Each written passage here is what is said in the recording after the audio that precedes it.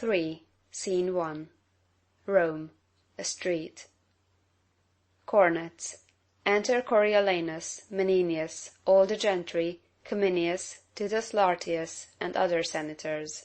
Tullus Aufidius then had made new head. He had, my lord, and that it was which caused our swifter composition. So then the Volsci stand but as at first, ready, when time shall prompt them to make road upon us again. They are worn, Lord Consul, so that we may hardly in our ages see their banners wave again. Saw you Aufidius? On safeguard he came to me, and did curse against the Volsces.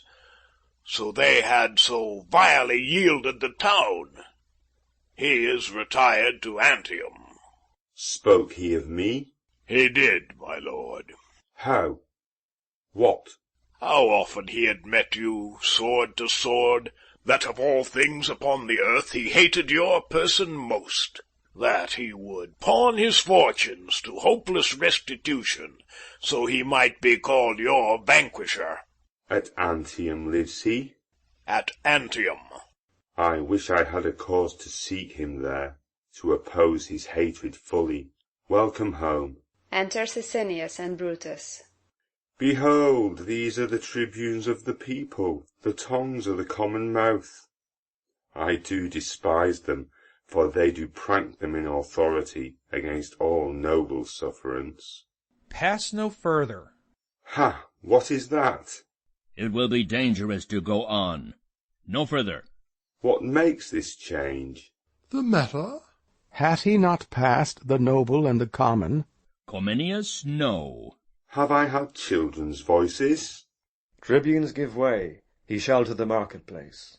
The people are incensed against him. Stop, or all will fall in broil. Are these your herd? Must these have voices that can yield them now and straight disclaim their tongues? What are your offices? You being their mouths, why rule you not their teeth? Have you not set them on? Be calm, be calm. It is a purposed thing and grows by plot, to curb the will of the nobility. Suffer it, and live with such as cannot rule, nor ever will be ruled. Call't not a plot. The people cry you mocked them, and of late, when corn was given them gratis, you repined, scandaled the suppliants for the people, called them time-pleasers, flatterers, foes to nobleness. Why, this was known before. Not to them all. Have you informed them sithence? How? I informed them. You are like to do such business. Each way to better yours. Why then should I be consul? By yond clouds, let me deserve so ill as you, and make me your fellow tribune. You show too much of that for which the people stir. If you will pass to where you are bound, you must inquire your way, which you are out of, with a gentler spirit, or never be so noble as a consul, nor yoke with him for tribune. Let's be calm. The people are abused, set on. This paltering becomes not Rome, nor has Coriolanus deserved this so dishonored rub, laid falsely i' the plain way of his merit. Tell me of corn? This was my speech, and I will speak it again. Not now, not now. Not in this heat, sir, now. Now, as I live, I will. My nobler friends, I crave their pardons. For the mutable, rank-scented many, let them regard me as I do not flatter, and therein behold themselves.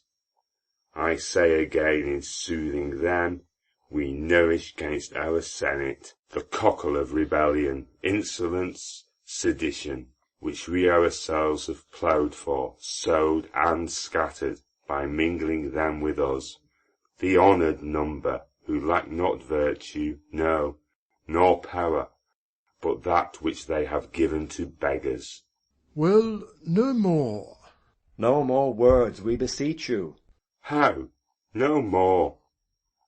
As for my country, I have shed my blood, not fearing outward force, so shall my lungs coin words till their decay against those measles, which we disdain should tatter us, yet sought the very way to catch them. You speak of the people as if you were a god to punish, not a man of their infirmity. 'Twere well we let the people note. What? His collar? Collar? Were I as patient as the midnight sleep, by Jove, 'twould be my mind. It is a mind that shall remain a poison where it is, not poison any further. Shall remain? Hear you this triton of the minnows? Mark you his absolute shall? 'Twas from the canon. Shall. O good but most unwise patricians! Why, you grave but reckless senators, have you thus given Hydra here to choose an officer, that with his peremptory shall, being but the horn and noise of the monsters, wants not spirit to say he'll turn your current in a ditch, and make your channel his? If he have power, then veil your ignorance. If none, awake your dangerous lenity. If you are learned, be not as common fools. If you are not, let them have cushions by you. You are plebeians if they be senators, and they are no less, when, both your voices blended, the greatest taste most palates theirs. They choose their magistrate, and such a one as he, who puts his shall, his popular shall, against a graver bench than ever frowned in Greece. By Jove himself, it makes the consuls base, and my soul aches to know, when two authorities are up, neither supreme, how soon confusion may enter twixt the gap of both, and take the one by the other. Well, on to the marketplace. Whoever gave that counsel to give forth the corn of the storehouse gratis, as 'twas used sometime in Greece? Well, no more of that. Though there the people had more absolute power, I say they nourished disobedience, fed the ruin of the state. Why shall the people give one that speaks thus their voice? I'll give my reasons more worthier than their voices. They know the corn was not our recompense, resting well assured that ne'er did service for it. Being pressed to the war, even when the navel of the state was touched, they would not thread the gates. This kind of service did not deserve corn gratis. Being in the war, their mutinies and revolts, wherein they showed most valour, spoke not for them. The accusation which they have often made against the Senate, all cause unborn, could never be the motive of our so frank donation. Well, what then? How shall this bison multitude digest the Senate's courtesy? Let deeds express what's like to be their words. We did request it, we are the greater Pole, and in true fear they gave us our demands. Thus we debase the nature of our seats, and make the rabble call our cares fears, which will in time break ope the locks of the Senate, and bring in the crows to peck the eagles. Come, enough. Enough with over measure. No, take more. What may be sworn by, both divine and human, seal what I end withal. This double worship, where one part does disdain with cause, the other insult without all reason, where gentry, title, wisdom, cannot conclude but by the yea and no of general ignorance. It must omit real necessities and give way the while to unstable slightness. Purpose so barred it follows, nothing is done to purpose. Therefore beseech you, you that will be less fearful than discreet, that love the fundamental part of state more than you doubt the change on it, that prefer a noble life before a long, and wish to jump a body with a dangerous physic that's sure of death without it. At once pluck out the multitudinous tongue, let them not lick the sweet which is their poison. Your dishonour mangles true judgment and bereaves the state of that integrity which should become it, not having the power to do the good it would for thee in which doth control it. Has said enough. Has spoken like a traitor, and shall answer as traitors do. Thou wretch, despite o'erwhelm thee. What should the people do with these bold tribunes, on whom depending their obedience fails to the greater bench? In a rebellion, when what's not meet, but what must be was law, then were they chosen. In a better hour, let what is meet be said it must be meet, and throw their power i' the dust. Manifest treason. This a council? No. The Aediles, ho! Enter an Aedile. Let him be apprehended. Go, call the people. Exit Aedile. In whose name myself attach thee as a traitorous innovator, a foe to the public weal. Obey, I charge thee, and follow to thine answer. Hence, old goat. Aged sir, hands off. Hence, rotten thing, or I shall shake thy bones out of thy garments. Help, ye citizens!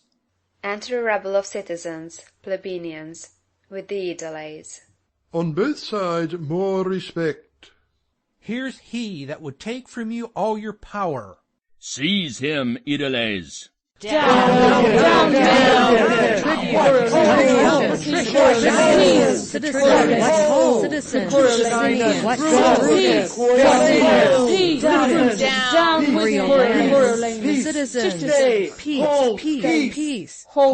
Peace. What is about to be? I am out of breath. Confusion's near. I cannot speak. You, tribunes, to the people. Coriolanus, patience. Speak, good Sicinius. Hear me, people. Peace. Let's hear our tribune. Let's hear. Speak. You are at point to lose your liberties. Coriolanus would have all from you. Coriolanus, whom late you have named for council. Fie, fie, fie. This is the way to kindle, not to quench. To unbuild the city and to lay all flat. What is the city but the people? True, the people are the city. True. By the consent of all, we were established the people's magistrates. You so remain. And so are like to do. This is the way to lay the city flat, to bring the roof to the foundation, and bury all, which yet distinctly ranges in heaps and piles of ruin. This deserves death. Or let us stand to our authority, or let us lose it. We do here pronounce, upon the part of the people, in whose power we were elected theirs, Coriolanus is worthy of present death. Therefore lay hold of him. Bear him to the rock Tarpeian, and from thence into destruction cast him. Aediles, seize him. Yield, Coriolanus, yield. Hear me one word. Beseech you, tribunes, hear me but a word. Peace, peace. To Brutus. Be that you seem truly your country's friend, and temperately proceed to what you would thus violently redress. Sir, those cold ways that seem like prudent helps are very poisonous where the disease is violent. Lay hands upon him, and bear him to the rock. No, I'll die here. Drawing his sword. There's some among you have beheld me fighting. Come, try upon yourselves what you have seen me. Down with that sword. Tribunes, withdraw a while. Lay hands upon him. Help Coriolanus! Help, you that be noble! Help him, young and old! Down with him! Down with him! In this mutiny, the tribunes, the aediles, and the people are beat in. Go, get you to your house. Be gone. Away. All will be naught else. Get you gone. Stand fast. We have as many friends as enemies. Shall it be put to that? The gods forbid. I prithee, noble friend, home to thy house. Leave us to cure this cause. For 'tis a sore upon us. You cannot tent yourself. Be gone, beseech you. Come, sir, along with us. I would they were barbarians, as they are, though in Rome littered, not Romans, as they are not, though carved in the porch of the Capitol. Be gone. Put not your worthy rage into your tongue. One time will owe another. On fair ground I could beat 40 of them. I could myself take up a brace of the best of them, yea, the 2 tribunes. But now 'tis odds beyond arithmetic, and manhood is called foolery when it stands against a falling fabric. Will you hence before the tag return, whose rage doth rend like interrupted waters, and o'erbear what they are used to bear? Pray you, be gone. I'll try whether my old wit be in request with those that have but little. This must be patched with cloth of any colour. Nay, come away. Exeunt Coriolanus, Cominius, and others. This man has marred his fortune. His nature is too noble for the world. He would not flatter Neptune for his trident, or Jove's for his power to thunder. His heart's his mouth. What his breast forges, that his tongue must vent, and being angry, does forget that ever he heard the name of death. A noise within. Here's goodly work. I would they were abed. I would they were in Tiber. What the vengeance! Could he not speak 'em fair? Re-enter Brutus and Sicinius with the rabble. Where is this viper that would depopulate the city and be every man himself?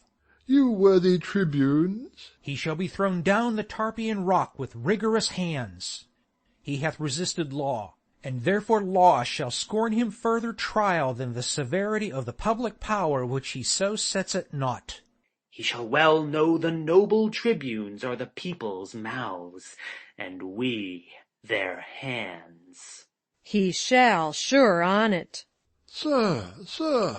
Peace. Do not cry havoc, where you should but hunt with modest warrant.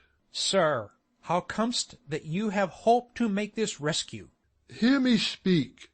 As I do know the consul's worthiness, so can I name his faults. Counsel? What counsel? The consul Coriolanus. He, consul. No. If by the tribune's leave, and yours, good people, I may be heard, I would crave a word or two, the which shall turn you to no further harm than so much loss of time. Speak briefly then, for we are peremptory to dispatch this viperous traitor. To eject him hence were but one danger, and to keep him here are certain death. Therefore it is decreed he dies tonight. Now the good gods forbid that our renowned Rome, whose gratitude towards her deserved children is enrolled in Jove's own book, like an unnatural dam, should now eat up her own. He's a disease that must be cut away. Oh, he's a limb that has but a disease, mortal to cut it off, to cure it, easy. What has he done to Rome that's worthy death? Killing our enemies, the blood he hath lost, which, I dare vouch, is more than that he hath, by many an ounce, he dropped it for his country, and what is left, to lose it by his country, were to us all, that do it and suffer it, a brand to the end of the world. This is clean, Cam. Merely awry. When he did love his country, it honoured him. The service of the foot, being once gangrened, is not then respected for what before it was. We'll hear no more. Pursue him to his house, and pluck him thence, lest his infection, being of catching nature, spread further. One word more, one word. This tiger-footed rage, when it shall find the harm of unscanned swiftness, will too late tie leaden pounds to's heels.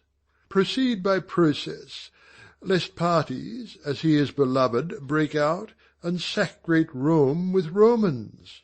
If it were so. What do ye talk? Have we not had a taste of his obedience? Our Edal smote, ourselves resisted? Come. Consider this. He has been bred i' the wars since he could draw a sword, and is ill-schooled in bolted language. Meal and bran together he throws without distinction. Give me leave, I'll go to him, and undertake to bring him where he shall answer, by a lawful form, in peace, to his utmost peril. Noble tribunes, it is the humane way. The other course will prove too bloody, and the end of it unknown to the beginning. Noble Menenius, be you then as the people's officer. Masters, lay down your weapons. Go not home. Meet on the marketplace. We'll attend you there, where, if you bring not Coriolanus, we'll proceed in our first way. I'll bring him to you. To the senators. Let me desire your company. He must come, or what is worst will follow. Pray you, let's to him. Exeunt. Scene 2. A room in Coriolanus's house. Enter Coriolanus with patricians. Let them puff all about mine ears. Present me death on the wheel, or at wild horses' heels, or pile 10 hills on the Tarpeian rock, that the precipitation might downstretch below the beam of sight, yet will I still be thus to them. You do the nobler. I muse my mother does not approve me further, who was wont to call them woolen vassals, things created to buy and sell with groats, to show bare heads in congregations, to yawn, be still, and wonder, when one but of my ordinance stood up to speak of peace or war. Enter Volumnia. I talk of you. Why did you wish me milder? Would you have me false to my nature? Rather say I play the man I am. Oh, sir, I would have had you put your power well on before you had worn it out. Let go. You might have been enough the man you are, with striving less to be so. Lesser had been the thwartings of your dispositions, if you had not showed them how you were disposed ere they lacked power to cross you. Let them hang. Ay, and burn too. Enter Menenius and senators. Come, come, you have been too rough, something too rough. You must return and mend it. There's no remedy, unless by not so doing our good city cleave in the midst and perish. Pray, be counselled. I have a heart as little apt as yours, but yet a brain that leads my use of anger to better vantage. Well said, noble woman. Before he should thus stoop to the herd, but that the violent fit of the time craves it as physic for the whole state, I would put mine armour on, which I can scarcely bear. What must I do? Return to the tribunes. Well, what then? What then? Repent what you have spoke. For them? I cannot do it to the gods. Must I then do it to them? You are too absolute, though therein you never can be too noble, but when extremities speak. I have heard you say honour and policy, like unsevered friends, i' the war do grow together. Grant that, and tell me in peace what each of them by the other lose, that they combine not there.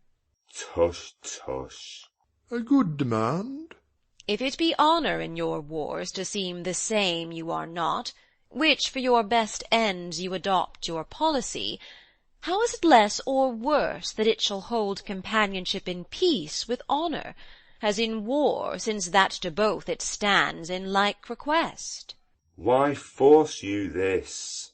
Because that now it lies you on to speak to the people, not by your own instruction, nor by the matter which your heart prompts you, but with such words that are but rooted in your tongue, though but bastards and syllables of no allowance to your bosom's truth. Now this no more dishonours you at all than to take in a town with gentle words, which else would put you to your fortune and the hazard of much blood. I would dissemble with my nature where my fortunes and my friends at stake required I should do so in honour. I am in this your wife, your son, these senators, the nobles, and you will rather show our general louts how you can frown than spend a fawn upon 'em for the inheritance of their loves and safeguard of what that want might ruin. Noble lady, come, go with us, speak fair, you may salve so, not what is dangerous present, but the loss of what is past. I prithee now, my son, go to them with this bonnet in thy hand, and thus far having stretched it, here be with them, thy knee bussing the stones, for in such business action is eloquence, and the eyes of the ignorant more learned than the ears, waving thy head, which often thus correcting thy stout heart, now humble as the ripest mulberry that will not hold the handling. Or say to them, thou art their soldier, and being bred in broils hast not the soft way which, thou dost confess, were fit for thee to use as they do claim, in asking their good loves, but thou wilt frame thyself, forsooth, hereafter theirs, so far as thou hast power and person. This but done, even as she speaks, why their hearts were yours, for they have pardons, being asked, as free as words to little purpose. Prithee now, go and be ruled, although I know thou hadst rather follow thine enemy in a fiery gulf than flatter him in a bower. Here is Cominius. Enter Cominius. I have been in the market-place, and, sir, 'tis fit you make strong party, or defend yourself by calmness or by absence. All's in anger. Only fair speech. I think 'twill serve if he can thereto frame his spirit. He must and will. Prithee now, say you will, and go about it. Must I go show them my unbarbed sconce? Must I with base tongue give my noble heart a lie that it must bear? Well, I will do it. Yet were there but this single plot to lose, this mould of Marcius, they to dust should grind it and throw it against the wind. To the market-place. You have put me now to such a part which never I shall discharge to the life. Come, come, we'll prompt you. I prithee now, sweet son, as thou hast said my praises made thee first a soldier, so to have my praise for this, perform a part thou hast not done before. Well, I must do it. Away, my disposition, and possess me some harlot's spirit. My throat of war be turned, which quired with my drum, into a pipe small as an eunuch, or the virgin voice that babies lulls asleep. The smiles of knaves tent in my cheeks, and schoolboys' tears take up the glasses of my sight. A beggar's tongue make motion through my lips, and my armed knees, who bowed but in my stirrup, bend like his that hath received an alms. I will not do it, lest I surcease to honour mine own truth, and by my body's action teach my mind a most inherent baseness. At thy choice, then. To beg of thee it is my more dishonour than thou of them. Come, all to ruin, let thy mother rather feel thy pride than fear thy dangerous stoutness, for I mock at death with as big heart as thou. Do as thou list, thy valiantness was mine, thou suck'st it from me, but oh, thy pride thyself. Pray be content, mother. I am going to the market-place.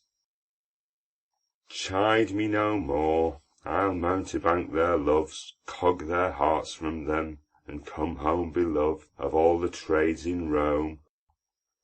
Look, I am going. Commend me to my wife, I'll return consul, or never trust to what my tongue can do with the way of flattery further. Do your will. Exit. Away! The tribunes do attend you. Arm yourself to answer mildly, for they are prepared with accusations, as I hear, more strong than are upon you yet. The word is mildly. Pray you, let us go. Let them accuse me by invention, I will answer in mine honour. Ah, but mildly. Well, mildly be it then, mildly. Exeunt. Scene 3. The same. The Forum. Enter Sicinius and Brutus. In this point charge him home, that he affects tyrannical power. If he evade us there, enforce him with his envy to the people, and that the spoil got on the Antiotes was ne'er distributed. Enter an aedile. What, will he come? He's coming. How accompanied? With old Menenius and those senators that always favored him.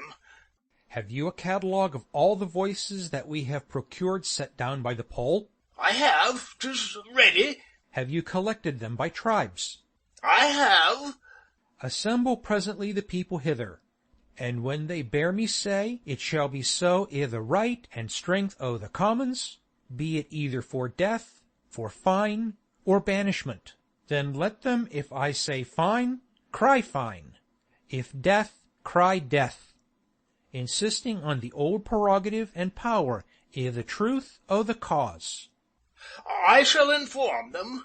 And when such time they have begun to cry, let them not cease, but with a din confused enforce the present execution of what we chance to sentence. Very well. Make them be strong and ready for this hint, when we shall hap to give to them. Go about it. Exit aedile. Put him to collar straight. He hath been used ever to conquer, and to have his worth of contradiction. Being once chafed, he cannot be reined again to temperance. Then he speaks what's in his heart, and that is there which looks with us to break his neck. Well, here he comes. Enter Coriolanus, Menenius, and Cominius, with senators and patricians. Calmly, I do beseech you. I, as an ostler, that for the poorest piece will bear the knave by the volume. The honoured gods keep Rome in safety, and the chairs of justice supplied with worthy men. Plant love among us, throng our large temples with the shows of peace, and not our streets with war. Amen. Amen. A noble wish. Re-enter aedile with citizens. Draw near, ye people. List to your tribunes. Audience, peace, I say. First, hear me speak. Well, say. Peace, ho! Shall I be charged no further than this present? Must all determine here? I do demand, if you submit you to the people's voices, allow their officers, and are content to suffer lawful censure for such faults as shall be proven upon you? I am content.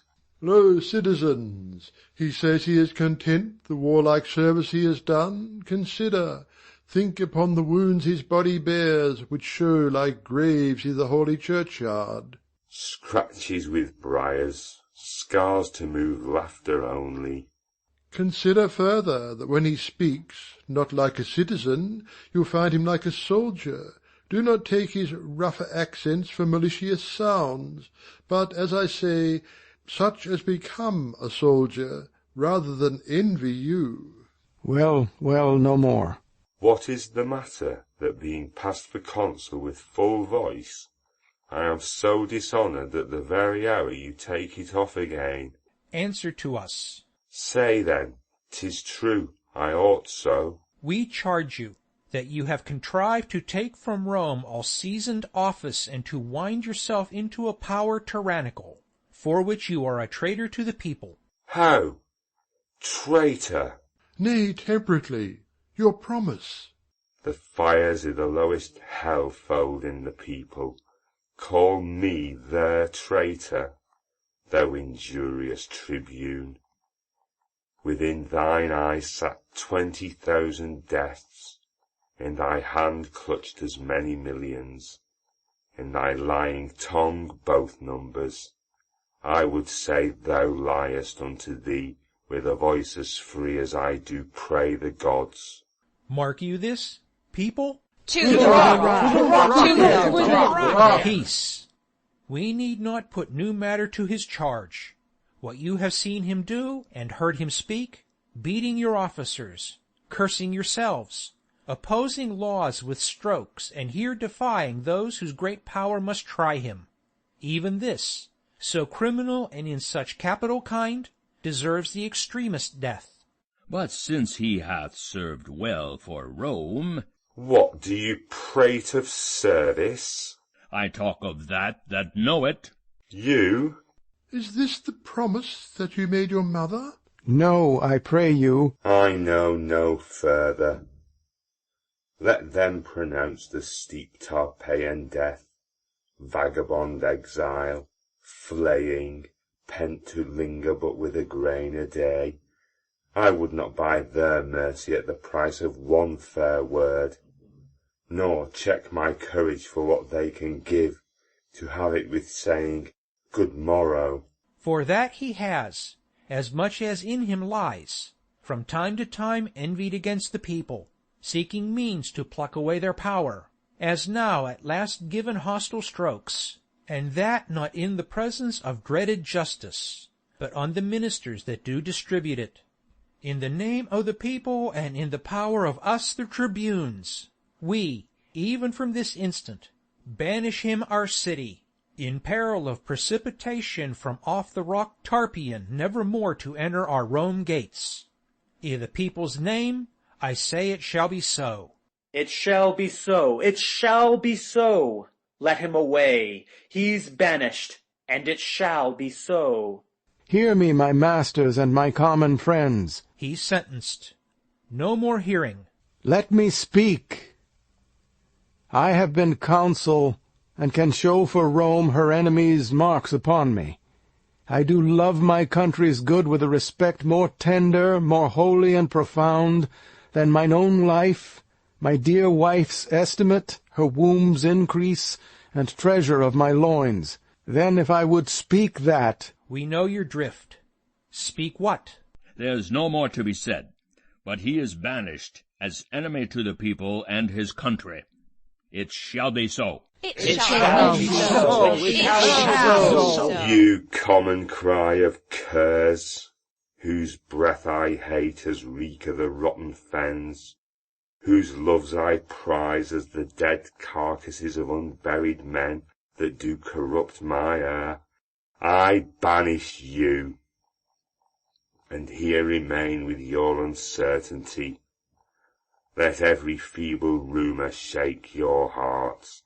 Your enemies, with nodding of their plumes, fan you into despair. Have the power still to banish your defenders, till at length your ignorance, which finds not till it feels, making not reservation of yourselves, still your own foes, deliver you as most abated captives to some nation that won you without blows. Despising for you the city, thus I turn my back. There is a world elsewhere. Exeunt Coriolanus, Cominius, Menenius, senators and patricians. The people's enemy is gone, is gone! Our enemy is banished, he is gone. Banished. Gone.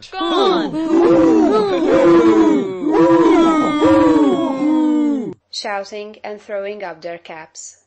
Go, see him out at gates, and follow him, as he hath followed you, with all despite. Give him deserved vexation. Let a guard attend us through the city. Come, come, let's see him out the gates. Come, The gods preserve our noble tribunes. Come! Exeunt. End of Act 3.